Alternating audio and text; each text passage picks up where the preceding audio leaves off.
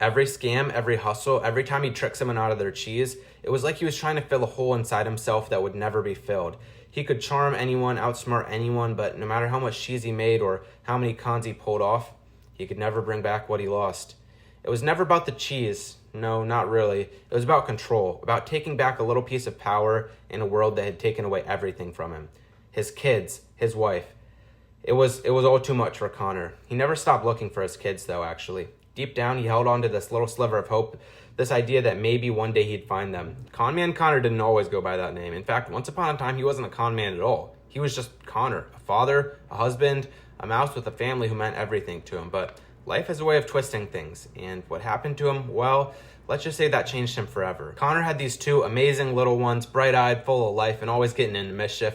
The twins had this infectious energy about them, the kind that made every day feel like an adventure. Their laughs echoed through the burrow, and you couldn't help but smile when they were around. And Connor, he adored them. They were everything to him. They just made him so happy, so he loved these little guys. Everything he did, every little hustle or odd job he was on, he made sure that those kids were safe, fed, and happy. That's basically what pushed him to do everything. See, back then, Connor was living this quiet life in the corner of a village with his family. It wasn't much, a simple burrow at the edge of the woods, but it was home. And for a while, for Connor, things were pretty good. He wasn't rich, not by any means, but they had enough. Enough cheese to keep the whole family fed, enough cheese to pay the bills, enough warmth to make it through the winter, and most importantly, enough love to keep the family close. Conman and Connor just had a really nice, loving family. But the winters were starting to get a little bit harder for Connor. You know how it goes. Bad weather, fewer resources, and suddenly cheese is harder to come by. And in a mouse village, when the cheese starts running out, things can get desperate fast. The whole village felt it. Connor especially could see it happening. He had a knack for reading the room, picking up on little shifts in the air and whatnot. And what did he feel now? It was fear. The kind of fear that makes mice start doing things they wouldn't normally do. The kind that makes them forget about the good of the community and just start doing the craziest stuff, only thinking about themselves and just acting very irrational in general. Connor wasn't about to let that happen to his family, though. He was resourceful and always had been. He could talk his way into anything, charm his way out of trouble, and find opportunities where others saw dead ends. So when the cheese supply started dwindling and prices shot up, Connor figured he'd find a way. He always did. He hustled, trading this for that, bartering favors, working extra hours at Cheddar & Co. But no matter what he did, it always seemed like he was just barely scraping by, just making it through. But one day, things took a turn. It was a cold evening, the kind where wind bites at your fur, and Connor was out making his usual rounds, trying to scrounge up whatever cheese he could. This is actually exactly when he met Victor. Now, Victor is not the kind of mouse you want to get involved with, actually. He was smooth, quick talking, and he always had one paw into something shady. But back then, Connor didn't know that. Or maybe he did and just didn't want to believe it. Either way, Victor had an offer that Connor really couldn't resist. "Connor," Victor said, his whiskers twitching with excitement, "I've got an opportunity for you.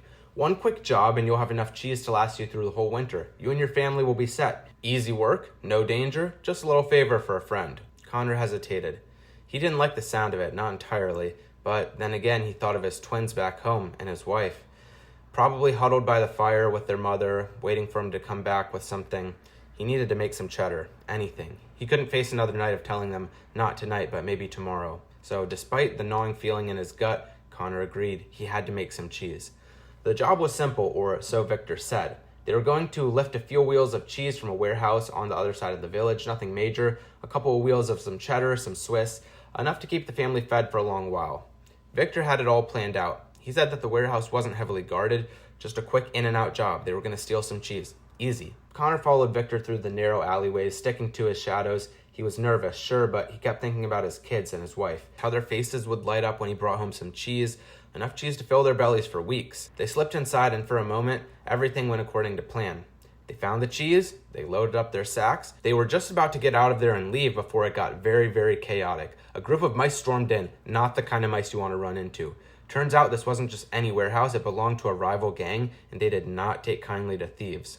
Victor, the snake that he was, vanished the moment things got dicey. 1 second he was there, and the next he was gone, leaving Connor all alone to face the gang. They grabbed him, roughing him up, and dragged him into the back. Connor tried to explain it was all a misunderstanding, but they didn't care. To them, it was just another thief. Then things got real serious. They sat him down and made him an offer, an ultimatum, really. They wanted more than just the cheese back. They wanted a guarantee that Connor would never, ever come back, never cross paths with them again. And to ensure that, they were demanding something much more valuable. They found out about his family, his wife and his kids, and they told him if he didn't disappear, if he didn't leave the village and never look back, they'd take the twins. Connor was trapped. He couldn't fight them, couldn't talk his way out of this one, and the more he thought about his kids, the more terrified he became. So he did the only thing he could in this situation, really. He agreed. They gave him 24 hours to vanish, to leave his family behind. No goodbyes, no explanations, just gone. He had to leave them completely right away. And if he didn't follow through, they'd make sure his family paid the price. So, yeah. With that, they let Connor go. Connor stumbled out of the warehouse. That night, Connor went home. His wife was waiting for him by the fire, and the kids were already asleep, curled up together under a warm blanket. Connor stood there in the doorway, and he was just watching. He's watching them, knowing it could be the last time he'd ever see them. He didn't say anything. He couldn't. Instead, he just stood there, memorizing the way that the firelight flickered against his family's face and how amazing it was to sit next to them inside and have those family dinners. And then just like that, he left. He didn't leave a note. He didn't even pack his things. He just disappeared like the gang told him he had to. The next morning, when his family woke up, Connor was gone. No one knew where he went or why he left. His wife searched for him, called out his name, but there was no answer. Days passed, and eventually, she had to accept that he wasn't coming back. Ever.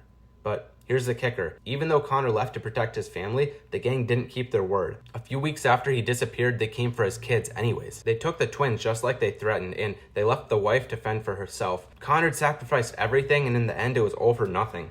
When Connor found out, it destroyed him. He had gone underground, hiding out in the tunnels beneath the village, living in the shadows. He was just really messed up from this, and he really couldn't move on. He didn't even know his kids were gone until it was way too late. By the time he tried to find them, they had vanished without a trace. The gang had covered their tracks so well that no amount of searching, no amount of begging, no amount of conning people around the town could bring them back. That's when Connor changed. The mouse he was, the father, the family, that mouse died. The moment he realized that his kids were gone, it was all over. What was left of him was a shell of a mouse, a twisted version of himself. And this lived on to basically commit a bunch of schemes, a bunch of cons, and he just turned really, really evil. He was scheming and he was conning people, but that was all for his family because he needed to feed them. But now he just turned completely cold, and I honestly can't blame him.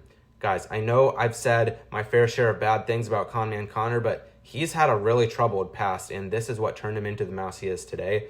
So, while I do not agree with any of the things that Conman Connor has been doing recently, I do feel bad for his situation, and this is actually just a very, very sad story, a very troubling story. So